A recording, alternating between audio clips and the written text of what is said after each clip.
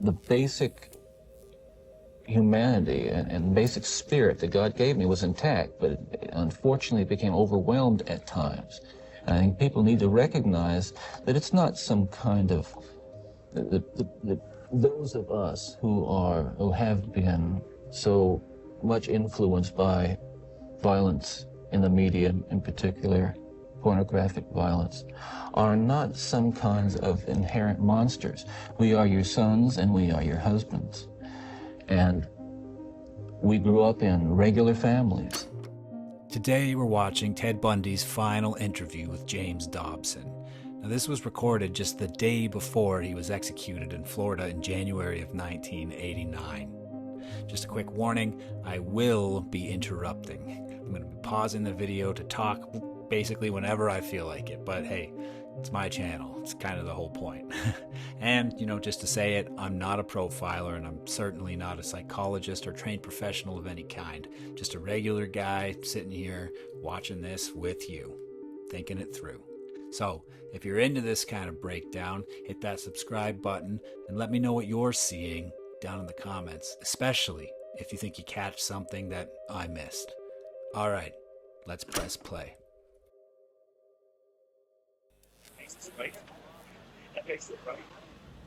Ted, it is about 2:30 in the afternoon. You are scheduled to be executed tomorrow morning at 7 o'clock if you don't receive another stay. What is going through your mind? What thoughts have you had in these last few days? Well, I won't kid you to say that it's something that I feel that I am in control of or something that I've come to terms with, because I haven't. It's a moment-by-moment thing. Sometimes I feel very tranquil, and other times I don't feel tranquil at all. What's going through my mind right now is to use the minutes and hours that I have left as fruitfully as possible and see what happens. It helps to live in the moment in the essence that we use it productively. So I'm... See what happens, he says. I mean, this is, I think, what did he say, in the afternoon, and he's executed like first thing the next morning. So we're talking like, less than a day. See what happens. I wonder what he means by that. Like, there's some people out there that say that this particular interview is him making one last attempt at some sort of leniency, like the call from the governor on the red phone to stay the execution, trying to win the Christians backed by like the James Dobsons of the world here. So it's interesting to think about. Right now I'm feeling calm, and in large part because I'm here with you. For the record, you are guilty.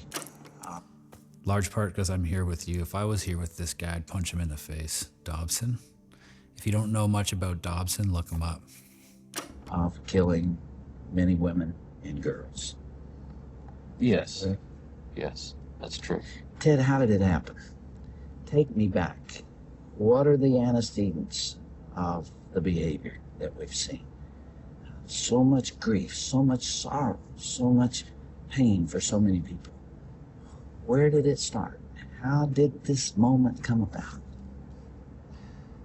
That's the question of the hour, and one that not only people much more intelligent than I have been working on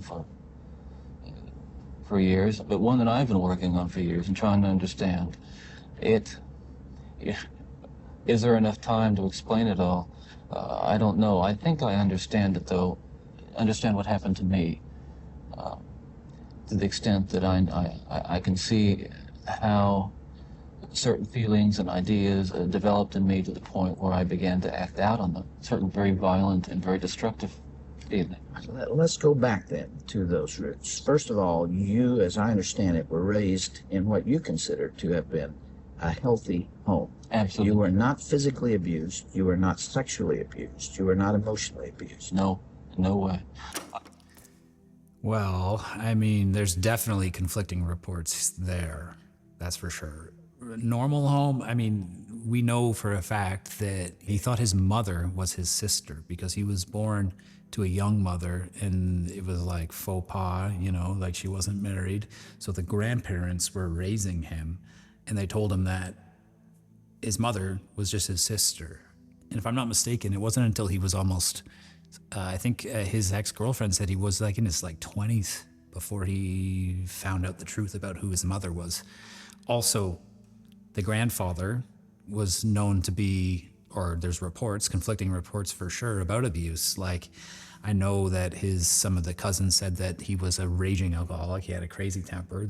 I know that there was reports of him beating his wife. I read something once, I remember, that the grandfather swung a cat around by the tail for some reason a bunch.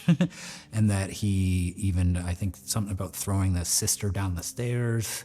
So maybe he's already starting out here not very truthful about this childhood of his. And that's part of the tragedy of this whole situation, is because I grew up in a wonderful home with two dedicated and loving parents, one of Dedicated, loving grandparents. 5 brothers and sisters. A home where we as children were the focus of my parents' lives, where we regularly attended church, 2 Christian parents who did not drink, they did not smoke, there was no gambling, there was no physical abuse or fighting in the home. I'm not saying this was Leave It to Beaver. It wasn't perfect. Well, no, I don't know that such a home exists, but it was a fine, solid Christian home, and nobody, I hope no one will try to take the easy way out and to try to blame or otherwise accuse my family of contributing to this, because I know, and I'm trying to tell you as honestly as I know what happened, and I think this is a message I want to get across. Yeah, we heard this before in the last one of these that I did, or a couple back with Dahmer. This, like, you know, wanting to make sure that the family, the parents, are cleared of any responsibility, right? Dahmer wanted it to be clear that his parents, that he had a normal upbringing. There's conflicting reports there. There's some sort of, like, I mean, who knows for sure, but there's definitely these guys want to paint this picture that they had like a idyllic childhood, but then there's all these other reports that said that they didn't. So why would you feel the need to say that your childhood was so great if it really wasn't? But as a young boy, and I mean the boy of 12 or 13 certainly, that I encountered outside the home again, in the local grocery store, the local drugstore, the softcore pornography, what people call softcore. But as I think... Softcore pornography, right? I remember when I was in about grade 8 or grade 6, 7, 8, something like that, we would watch, we'd stay up late and the baby blue stuff would come on, right? It's not hardcore, it was like softcore, I guess you would call it, but it was still like nudity and all of that. But he's talking about like softcore magazines and such that he would find in grocery stores. I'd love to hear from you guys. Like, I don't know, in my home grocery store, hometown, I can't think of any like softcore that would have been available in the grocery store. It reminds me a little bit about this kid that I was in grade 8 with. He was set on the same group of 4 desks. And for some reason, I don't know why, but he got picked on a little bit. And the girls that sat at our desk had his wallet, and they opened it up. And inside his wallet, he had photos, or he had cutouts from the Sears catalog lingerie section. So I don't know, maybe that's the softcore that he means, but that poor guy in grade 8, I mean, he never lived that down. He was asking for it, I guess, but poor guy. But yeah, what softcore can you think of that he'll be talking about?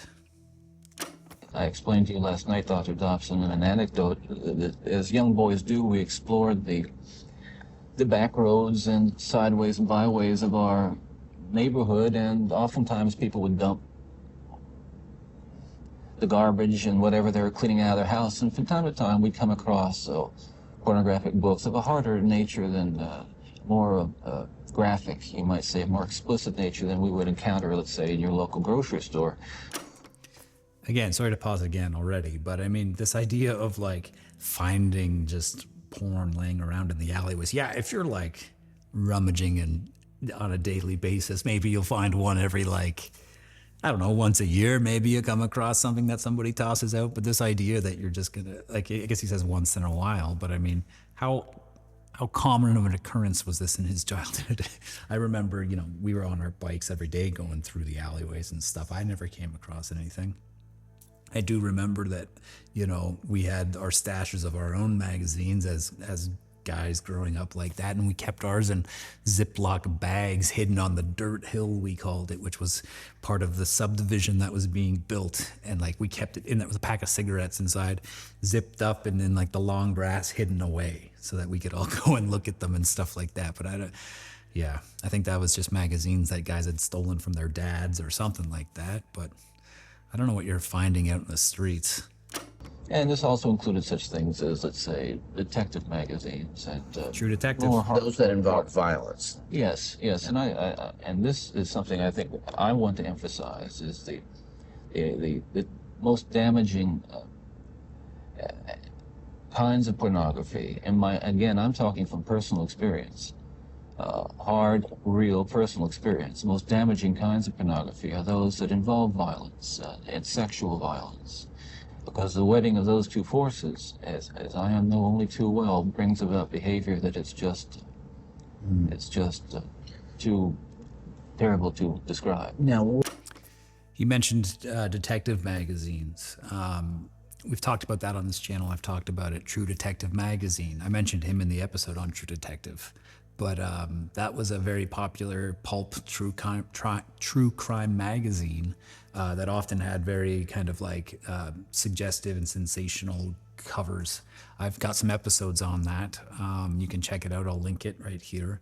But yeah, I mean, you can see why that would be used in such a way back by somebody with these types of motivations, I guess. now walk me through that. What was going on in your mind at that time? Okay, before we go any further, I think it's important to me that people believe what I'm saying, to tell you that I'm not blaming pornography and not saying that it caused me to go out and do certain things. And I take full responsibility for whatever I've done and all the things that I've done. That's not the question here. The question and the issue is how this kind of literature contributed and helped mold and shape the kinds of violent behavior. It fueled your fantasies. Well, So, yeah, I have an episode that kind of talks about some of this as well.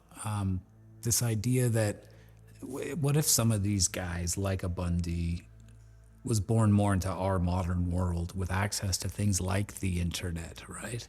He's talking about the influence this kind of material had on him, this type of pornography had on him. But what if you took a guy like this and gave him access to not just sites like Pornhub and stuff like that, but communities of people via websites out there like your FetLives and stuff. I'm not saying I'm not advocating for Bundy here, but I'm saying where they could meet people that were into these types of fetish type, bondage type stuff like that, and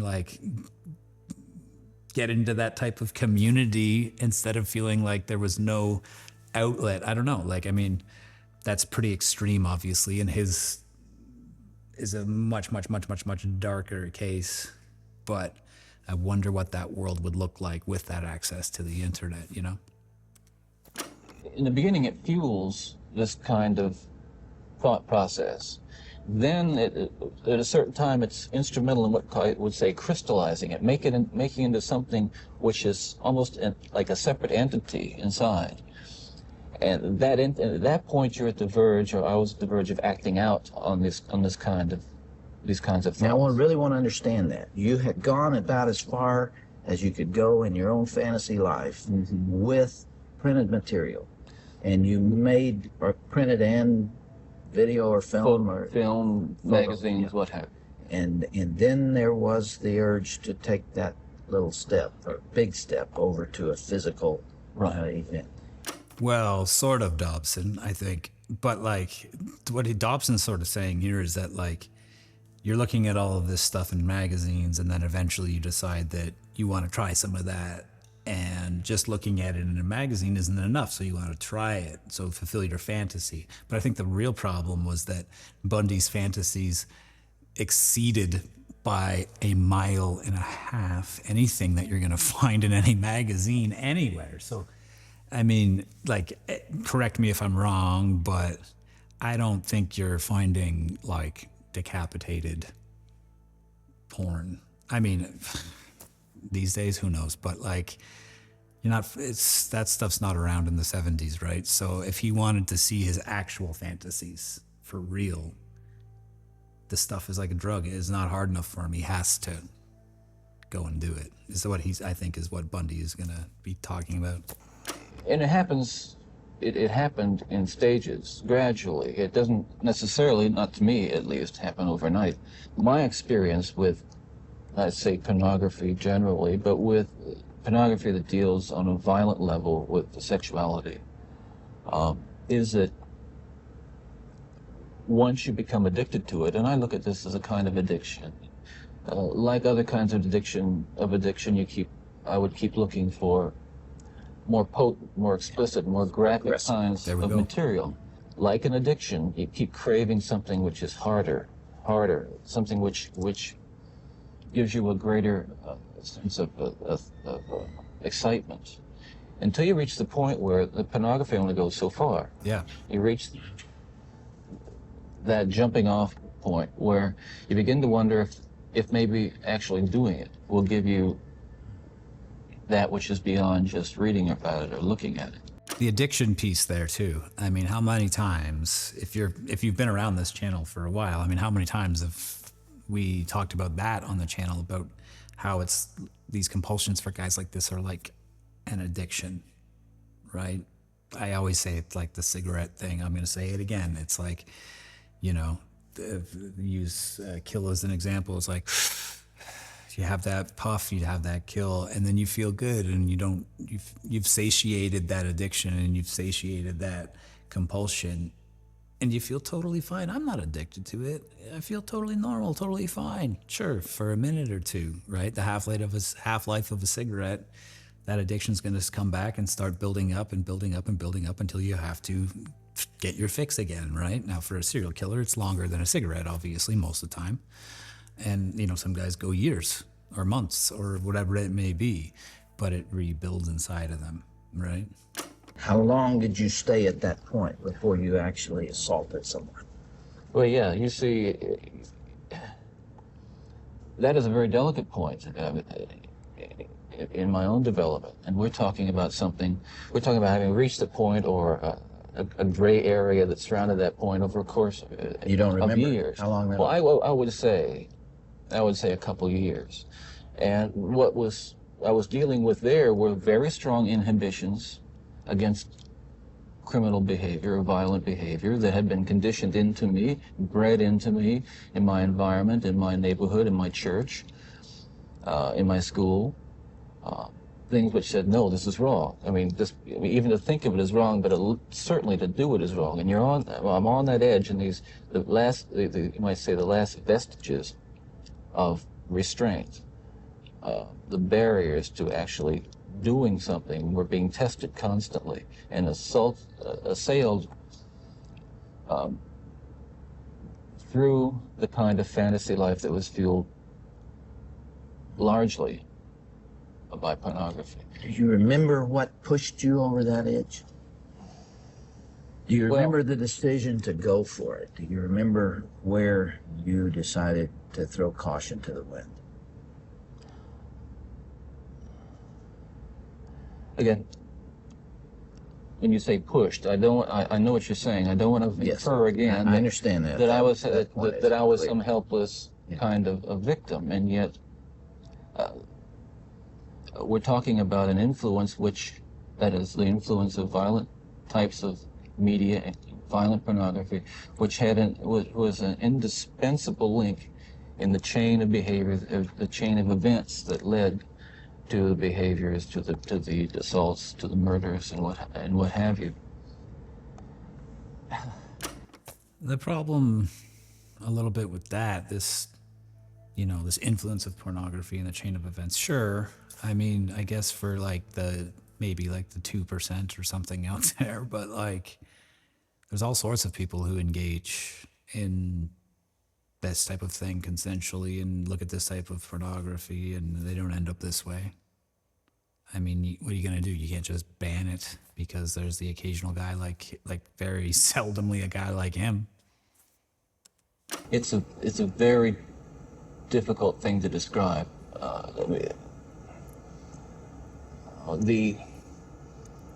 The sensation, of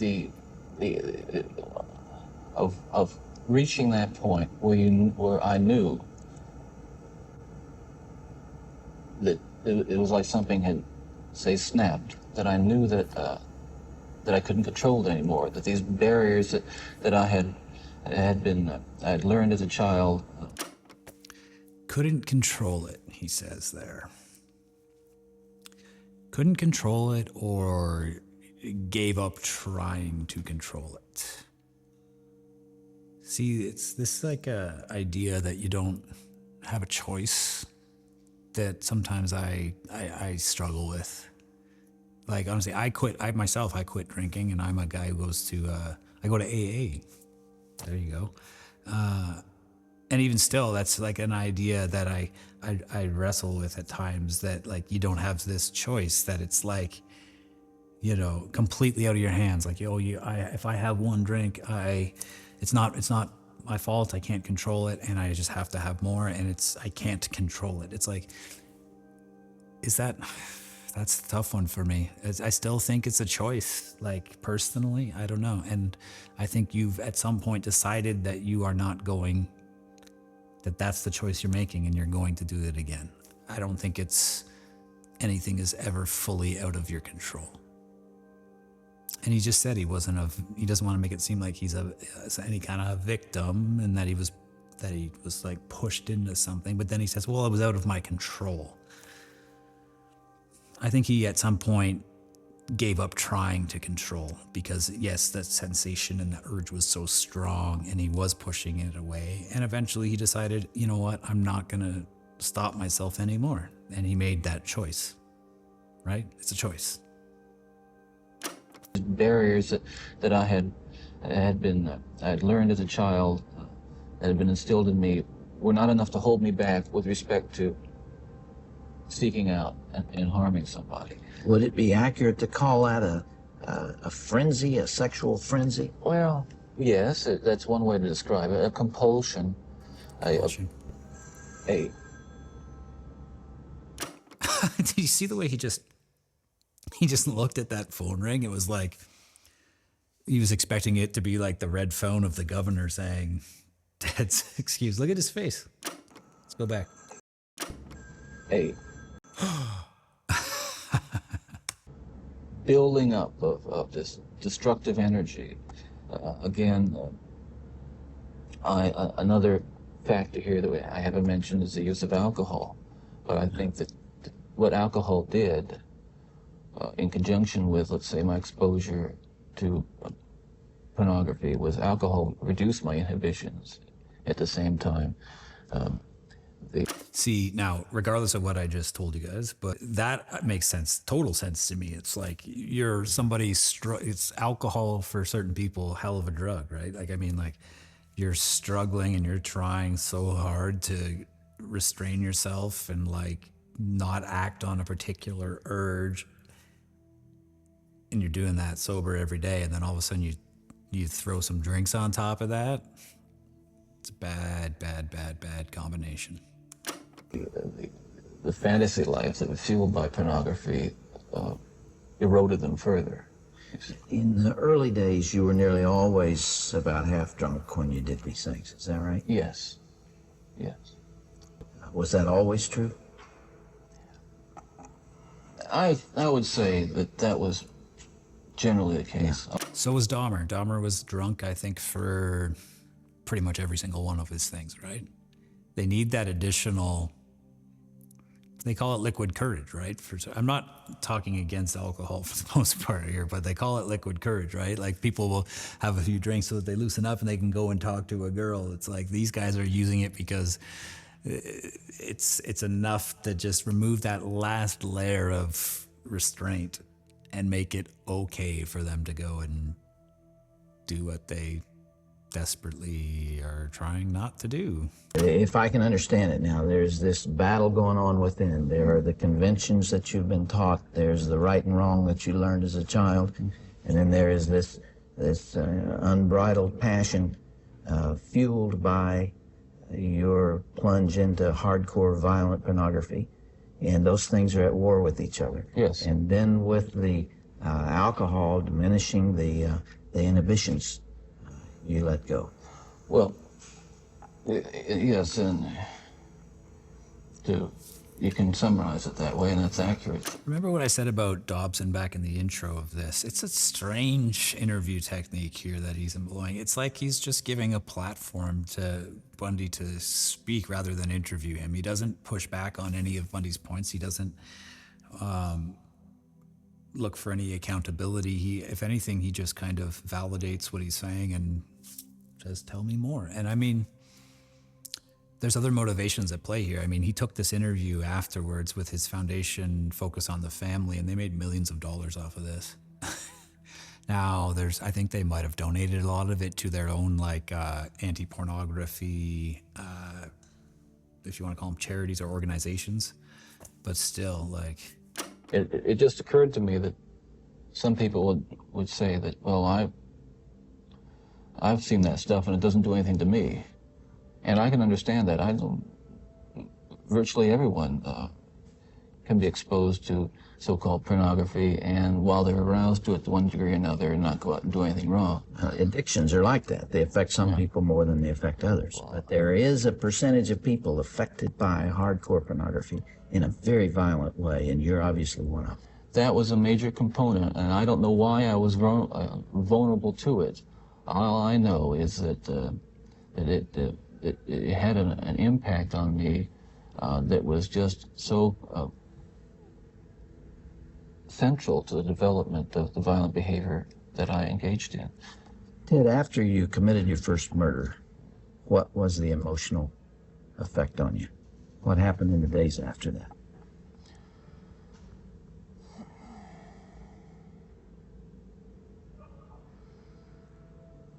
Well, again, please understand that even all these years later, it's very difficult to talk about it, and reliving it through talking about it is difficult to say the least, but I want you to understand what happened.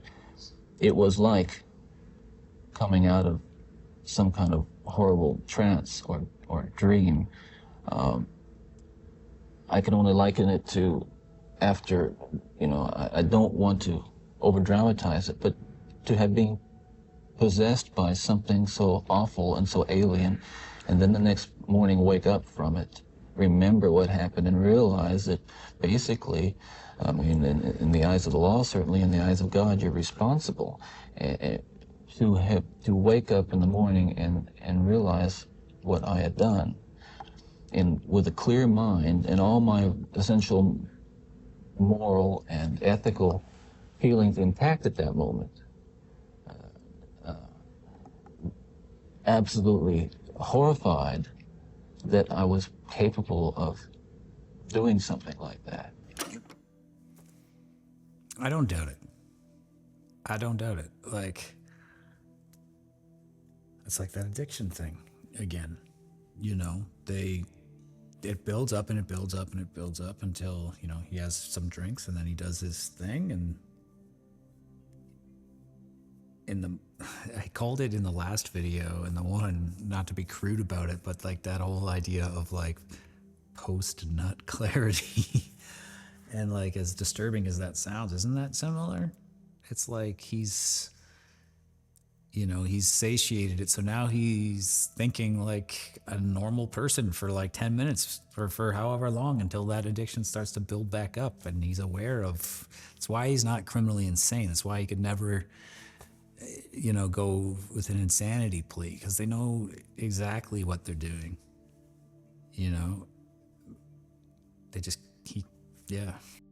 You really hadn't known that before? There is just absolutely no way to describe, first,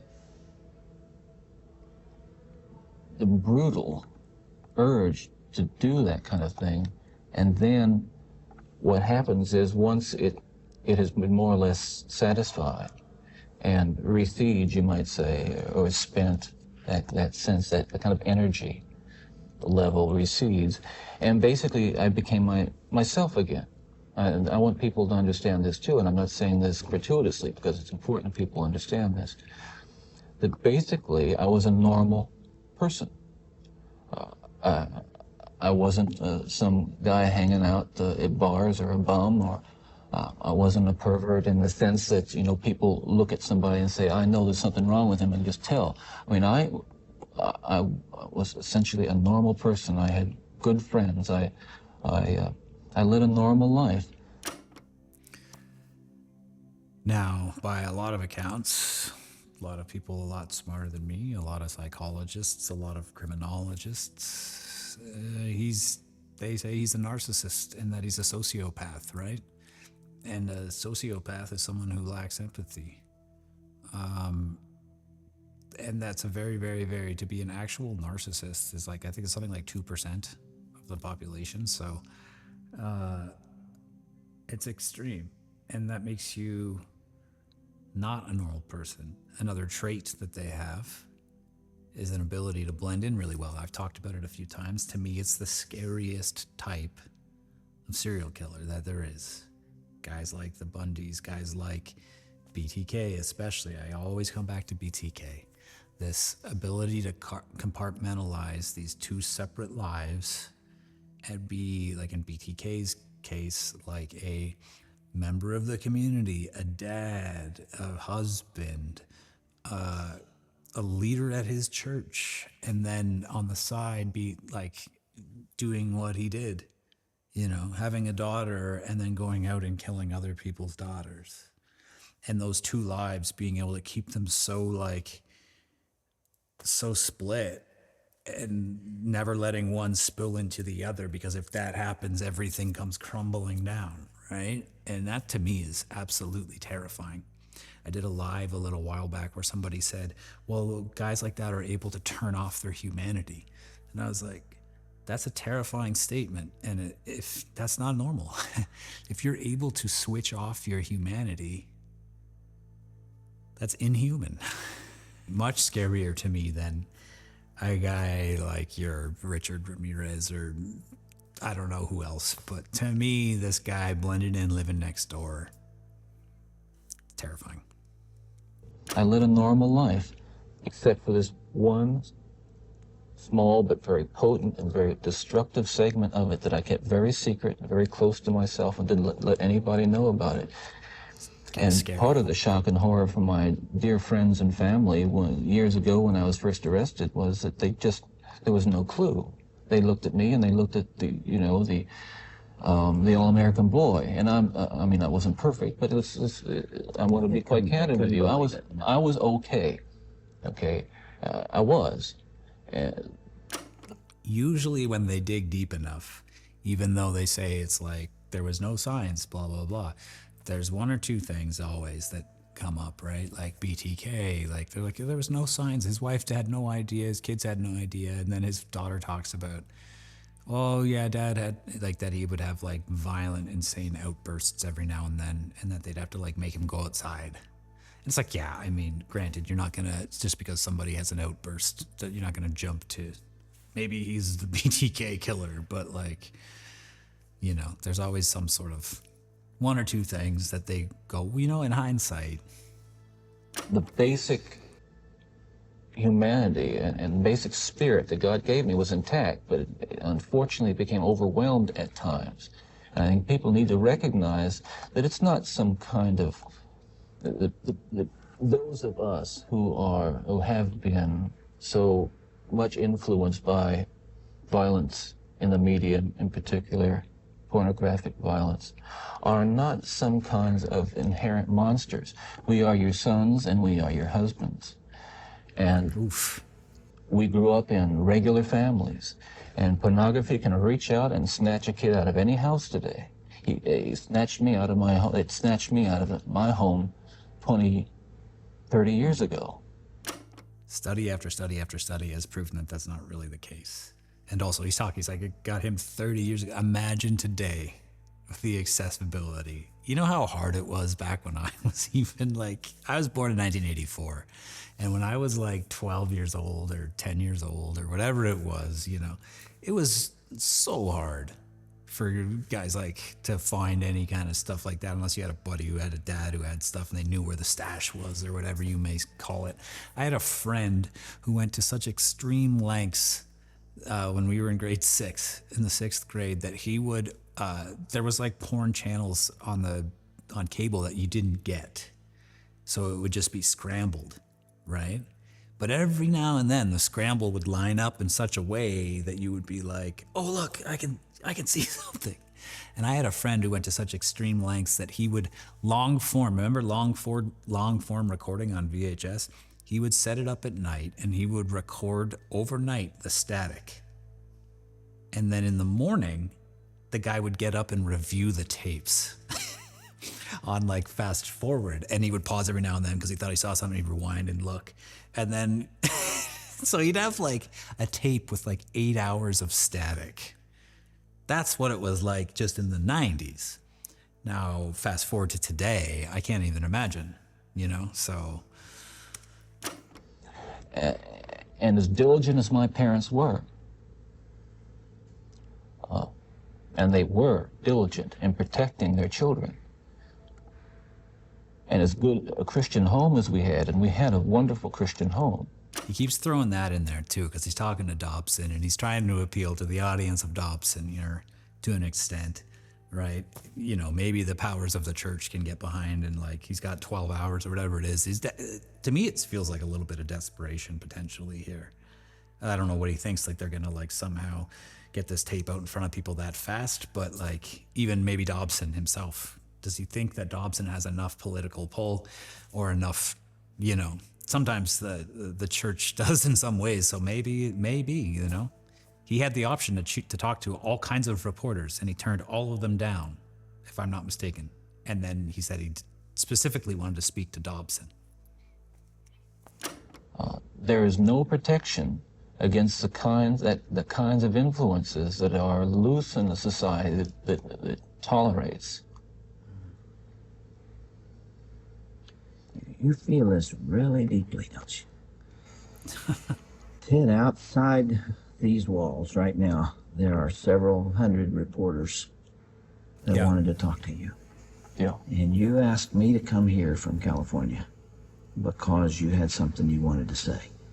This hour that we have together is not just an interview with a man who's scheduled to die tomorrow morning.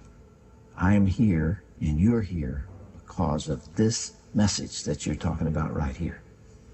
You really feel that hardcore pornography and the doorway to it, softcore pornography, is doing untold damage to other people and causing other women to be abused and killed the way you did it. Listen, I'm no social scientist, and I haven't done a survey. I mean, I don't pretend that I know what John Q. Citizen thinks about this. He sounds like me. Sorry. But I've lived in prison for a long time now. Which reminds me, I don't want to hear any of the comments that I look like him either, because that's the thing that gets commented on the Bundy video that I have a decent amount. And I've met a lot of men who were motivated to commit violence just like me. And without exception, every one of them was deeply involved in pornography, without question, without exception, deeply influenced and consumed by an addiction to pornography. There's no question about it. The FBI's own study on serial homicide shows that the most common interest among serial killers is pornography. That's true. And it's real. It's true. Ted, what would your life have been like without that influence? Well, I know it would have been far better, not just for me, and it's, excuse me for being so self-centered here. It would have been a lot better for me and lots of other people. I know that lots of other innocent people, victims and families. It would have been a lot better. There's no question, but that it would have been a fuller life. Certainly a life that would not have involved, I'm absolutely certain, would not have involved this kind of violence that I have committed. He'd have got there. He'd have got there with or without it. I'm sure, Ted, if I were able to ask you the questions that are being asked out there, one of the most important as you come down to perhaps your final hours, are you thinking about all those victims out there and their families who are so wounded? Years later, their lives have not returned to normal. They will never return to normal. Absolutely. Are you carrying that load, that weight? Is the remorse there? Again, I know that people will accuse me of being self-serving, but we're beyond that now. I mean, I'm just telling you how I feel. But through God's help, I have been able to come to the point where much too late, but better late than never, feel the hurt and the pain that I am responsible for. Yes, absolutely.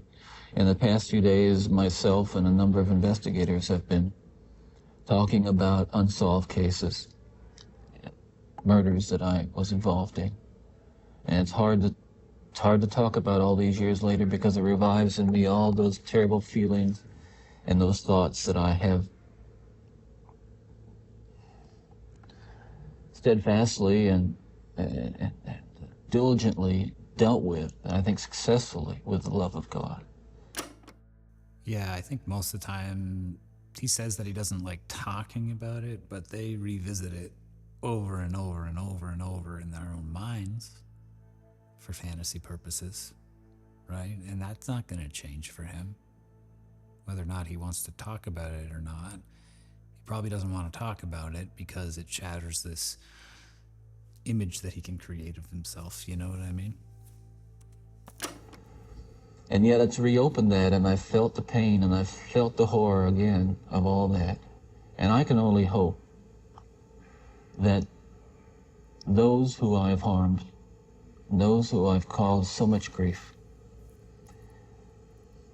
even if they don't believe my expression of sorrow and remorse, will believe what I'm saying now, that there is loose in their towns and their communities people like me today whose dangerous impulses are being fueled day in and day out by violence in the media in its various forms, particularly sexualized violence. And what scares me, and let's come into the present now, because what I'm talking about happened 30 years ago, that is, in my formative stages. And what scares and appalls me, Dr. Dobson, is when I see what's on cable TV, some of the movies. I mean, some of the violence in the movies that come into homes today with stuff that they wouldn't show in X-rated adult theaters 30 years ago. This stuff. The slasher movies that you're talking about. That's... Again, this is 89. Imagine now, 2026, in comparison. What's available to anyone, you know? And the slasher movie thing he's talking about here, again, studies over and over and over proved, and I've talked about that in one or two videos and shown some studies on that, you know, violence in video games and things like that doesn't translate to violence in... That stuff is, I'm telling you, from personal experience, the most, that is graphic violence on screen, particularly as it gets into the home to children who may be unattended or unaware that they may be a Ted Bundy who has that vulnerability to that predisposition to be influenced by that kind of behavior, by that kind of movie, that kind of violence. There are kids sitting out there switching the TV dial around and come upon these movies late at night, or I don't know when they're on, but they're on, and any kid can watch them. It's scary when I think what would have happened to me if I had seen. I mean, scary enough.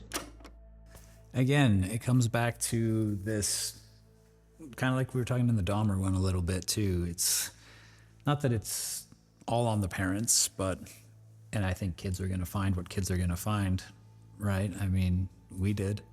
But again, some sort of, the answer isn't to just eradicate the world of slasher films and things like that, right? It's what kind of relationship do you have with your children?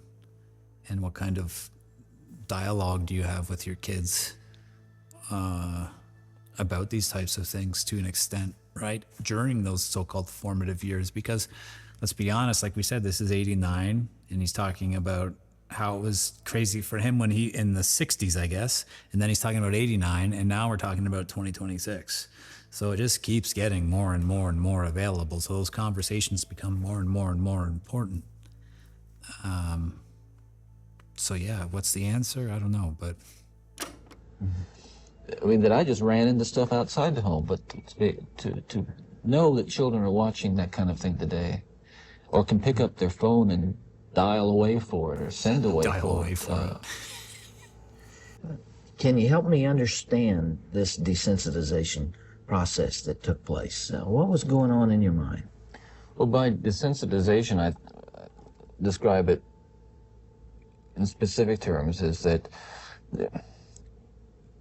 each time I'd harm someone, each time I'd kill someone, there'd be an enormous amount, especially at first, enormous amount of horror, guilt, remorse afterwards. But then that impulse to do it again would come back even stronger. Now, believe me, I didn't... Cycle. The unique thing about how this worked, Dr. Dobson, is that I still felt in my regular life the full range of guilt and remorse about other things, regret and... But you had this compartmentalized... This compartmentalized, very well-focused... Debatable, though. Very sharply focused area where it was like a black hole. It was like a, like a crack, and everything that fell into that crack just disappeared. Does that make sense? Yeah, it does. One of the final murders that you committed, of course, was apparently little Kimberly Leach, 12 years of age. I think the public outcry is greater there because an innocent child was taken from a playground. What did you feel after that?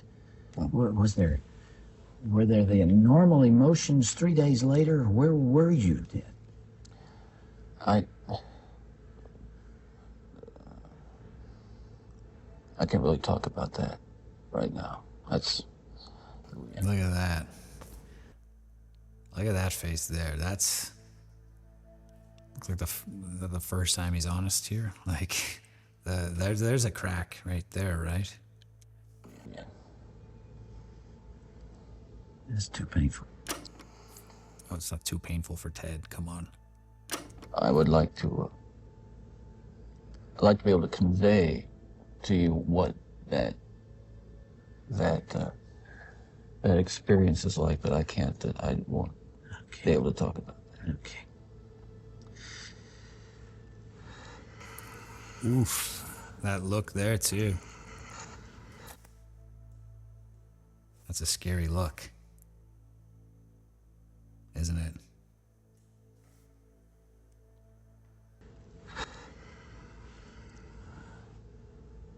I can't begin to understand. Well, I can try, but I'm aware that I can't begin to understand the pain that the parents of these children that and these young women that I have harmed feel. And I can't restore really much to them, if anything. Nothing. I won't pretend to, and I don't even expect them to forgive me, and I'm not asking for it. That kind of forgiveness is of God, and if they have it, they have it. If they don't, well, maybe they'll find it someday. Do you deserve the punishment the state has inflicted upon you? That's a very good question, and I'll answer very, very honestly. I don't want to die. I'm not going to kid you. I'll kid you not. You should look up after this how that whole situation went the next morning. Pretty hardcore. He definitely did not want to die. That's for sure. And he was, yeah, apparently it was quite the scene. And the scene outside the prison when it was going on, it was like, compared to like a tailgate kegger at an NFL game or something. Like, some of this footage, I'll play some of it over top right now for you, but like, yeah, it was quite the scene, and he was apparently terrified. There's some depictions of it in some films if you're interested, or you can read about it, but he refused his last meal. I remember that much as well. Like, or he got it, the standard. He didn't set, which was like eggs or something like that, and he ate none of it. Steak and eggs, I think, maybe? I deserve certainly the most extreme punishment society has, and I think society deserves to be protected from me and from others like me. That's for sure. I think what I hope will come of our discussion is I think society deserves to be protected from itself, because as we've been talking, there are forces at loose in this country, particularly, again, this kind of violent pornography, where, on the one hand, well-meaning, decent people will condemn behavior of a Ted Bundy while they're walking past a magazine rack full of the very kinds of things that send young kids down the road to be Ted Bundys. That's the irony. We're talking here not just about more. What I'm talking about is going beyond retribution, which is what people want with me. Going beyond retribution and punishment, because there is no way in the world that killing me is going to restore those beautiful children to their parents and correct and soothe the pain.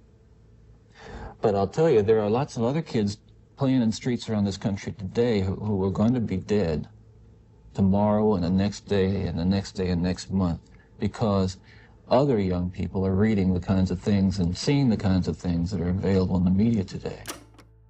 Not his fault at all. Ted, as you would imagine, there's tremendous cynicism about you on the outside, and I suppose for good reason. I'm not sure that there's anything that you could say that people would believe. Some people would believe. Yeah. And yet, you told me last night, and I have heard this through our mutual friend John Tanner, that you have accepted the forgiveness of Jesus Christ and are a follower and a believer. Jesus. Do you draw strength from that as you approach these final hours? I do. I can't say that It's going to be being in the valley of the shadow of death is something that I've become all that accustomed to, and that I'm strong and nothing's bothering me. Listen, it's no fun. Oh. It's kind of lonely, and yet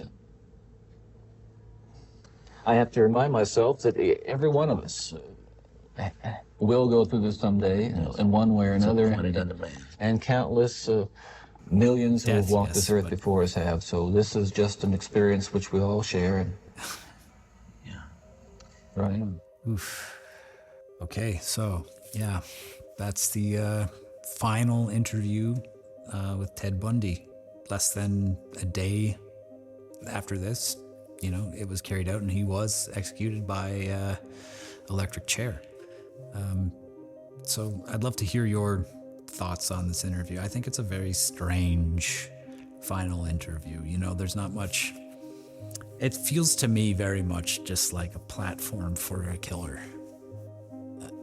More than an interview. It's just he gets to reframe himself as a guy looking out for the rest of us, because, if anybody can save us from more Ted Bundys, it's the great Ted Bundy.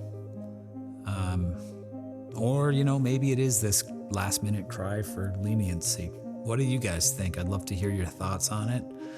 I'd also like to hear from you about if you're still liking this series and who you want to see or what interview you think I should take a look at next. I'm going to do a bunch more of these. And until next time, take it easy.